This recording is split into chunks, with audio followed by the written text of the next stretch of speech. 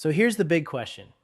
How can a war be terminated while billions of dollars in fresh ammunition are being rushed to the region? It sounds like a total contradiction, right?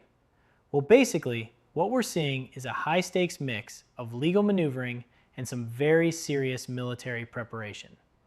On May 1st, 2026, President Trump told Congress that the hostilities with Iran were officially over. But here's the catch. This wasn't necessarily a declaration of permanent peace.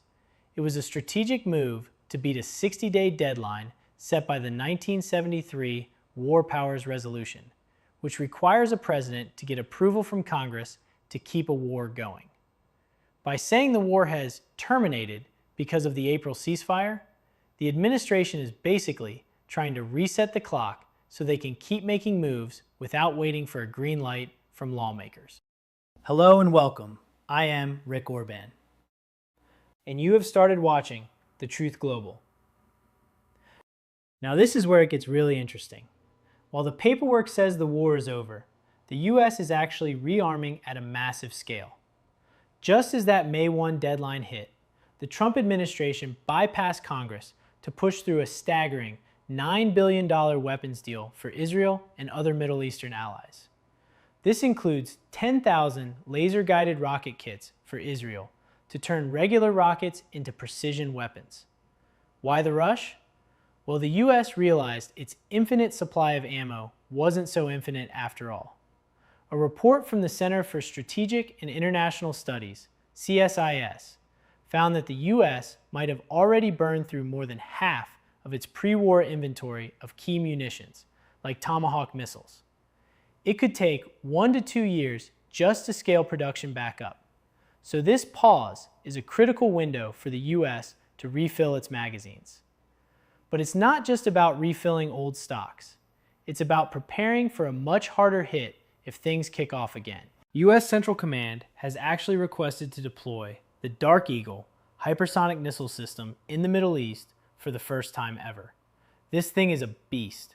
It travels at 5 times the speed of sound and has a range of over 1,725 miles. The US wants it because Iran has been busy too, moving its missile launchers into hidden spots or underground bunkers where current weapons can't reach them. Trump's War Secretary, Pete Hegseth, even told the Senate that the 60-day war clock pauses or stops during a ceasefire, which strongly suggests they view this time as a strategic timeout rather than the end of the game. All of this matters because the world is feeling the squeeze. This conflict has already choked off 20% of the world's oil and gas, sending gas prices for Americans soaring to an average of $4.39 a gallon. Trump has been very blunt about the situation, saying the US is currently reviewing a 14-point peace proposal from Iran, but that he can't imagine it will be acceptable. He told reporters that the choice is basically between making a deal or blasting the hell out of them and finishing them forever. So what's the bottom line? It looks like the US is using this ceasefire as a reloading period. While diplomats talk, the military is positioning advanced tech like those hypersonic missiles and replenishing depleted stockpiles. On the other side, Iran is also digging its missiles out of the rubble and preparing for what they call a sustained, wide-ranging, and painful retaliation if the US strikes again. Both sides are currently staring each other down, and with Trump not satisfied with the peace terms, many experts and even Iranian military officers think a renewal of the war is more likely than not. So here's the deal. It definitely looks a bit strange to be shipping out crates of ammo while everyone is supposedly talking about peace. You're asking if it was against the rules? And the answer is basically that the Trump administration used some very specific legal loopholes to make it happen. On May 1st, 2026, the administration announced a massive $9 billion weapons deal for Israel and several other Middle Eastern allies. To get this done fast, they bypassed the usual congressional review by claiming there was an emergency that required immediate sales. Now this is where it gets tricky from a legal standpoint. While the US has its own internal rules, the United Nations has a different take.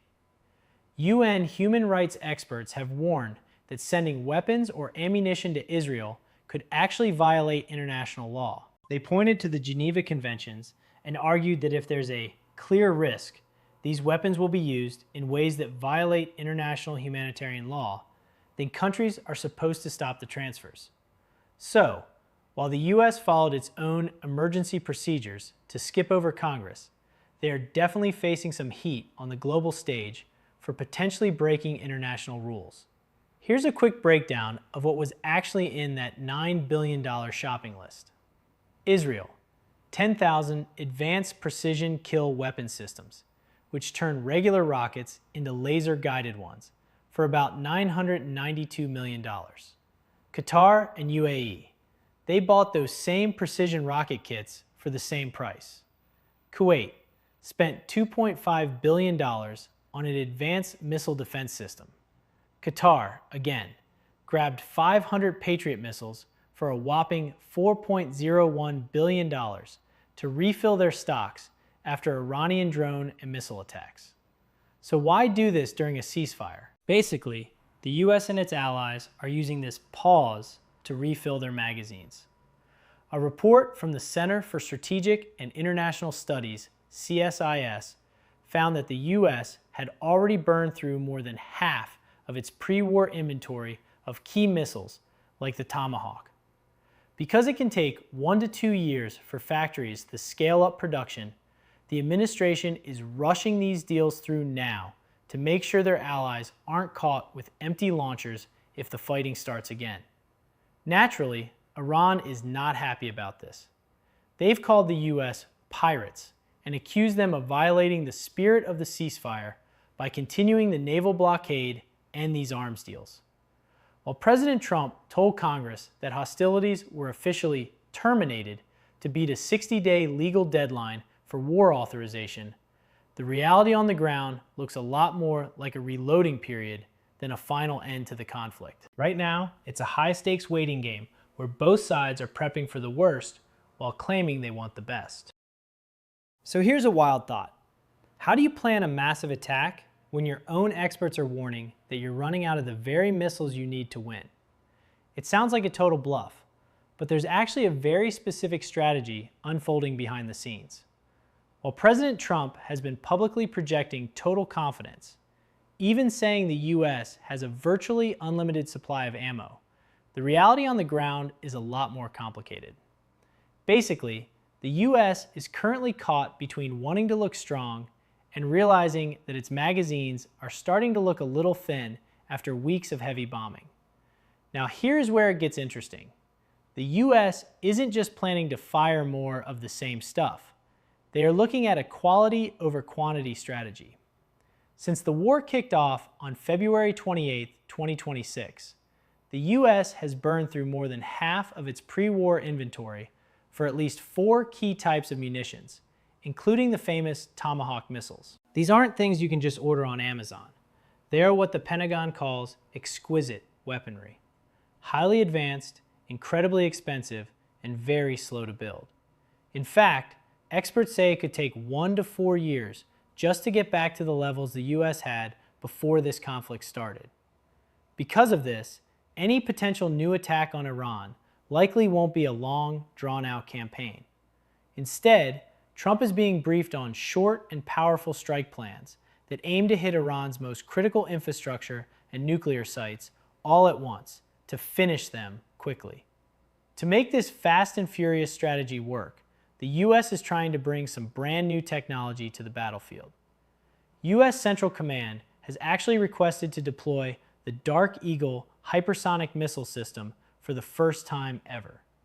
This thing is a total game changer because it travels at more than 5 times the speed of sound and can change its path mid-flight, making it almost impossible to shoot down. The US wants it because Iran has been busy hiding its own missile launchers deep underground or under piles of rubble to keep them safe from standard bombs. By using these super fast hypersonic missiles, the US is hoping they can strike those hidden targets before Iran even knows what hit them, even if the US doesn't have thousands of regular missiles to spare. But what about the long game? Trump's strategy also involves a massive reloading phase for the U.S. industrial base. He recently met with big defense contractors and told them he wants to see production of these exquisite weapons increased fourfold as fast as possible.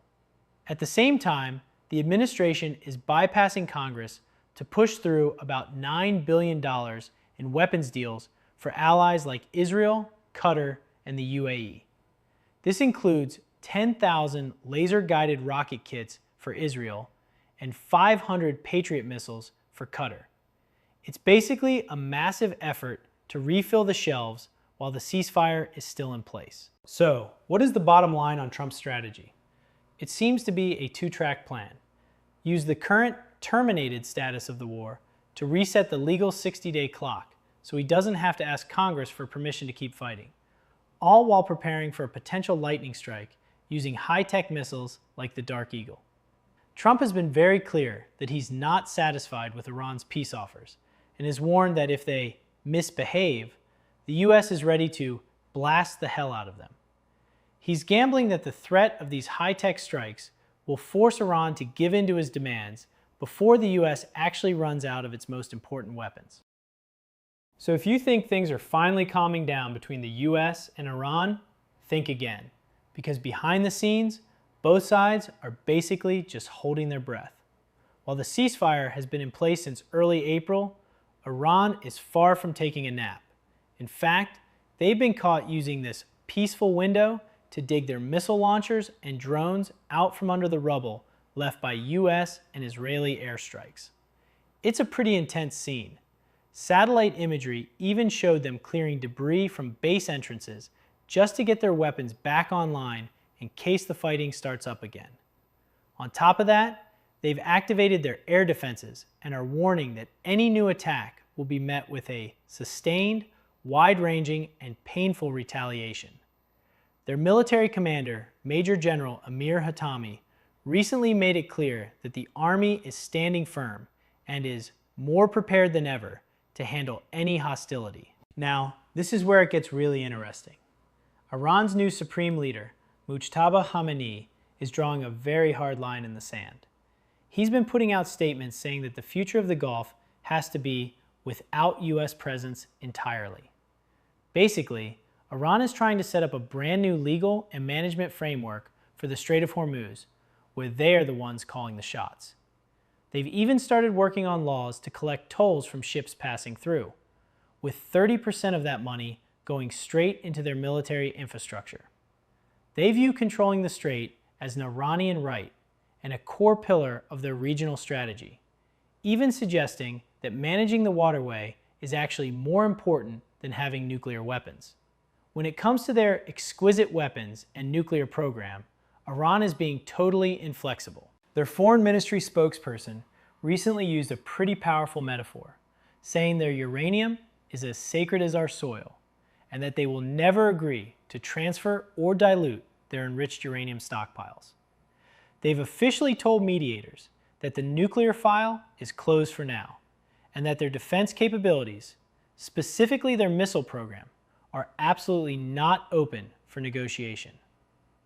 It's a huge sticking point because President Trump has been very blunt that he won't accept any deal that doesn't include a guarantee that Iran will never get a nuclear weapon.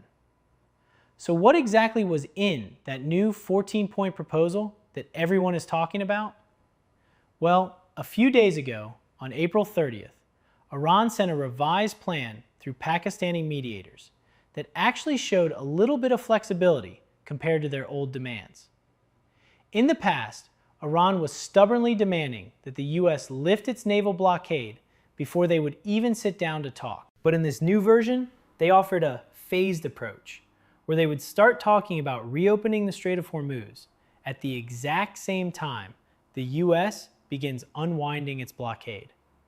They also finally dangled the possibility of discussing their nuclear program, but only in exchange for the U.S. lifting its economic sanctions.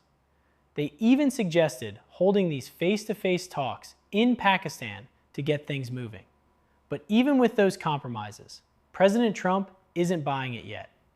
On May 1st, He told reporters he was not satisfied with the offer and that Iran was still asking for things he simply can't agree to. He even posted on social media that he can't imagine the plan being acceptable because he feels Iran hasn't paid a big enough price for its actions over the last few decades. Trump seems to think the Iranian leadership is messed up and disjointed right now, which he believes puts the US in a stronger position to hold out for a better deal. Right now, the ball is back in the US court, and with Iranian officials warning that the war is likely to resume, it feels like the region is sitting on a powder keg. That's all for now. See you in the next episode. This is Truth Global, and I am Rick Orban, singing off.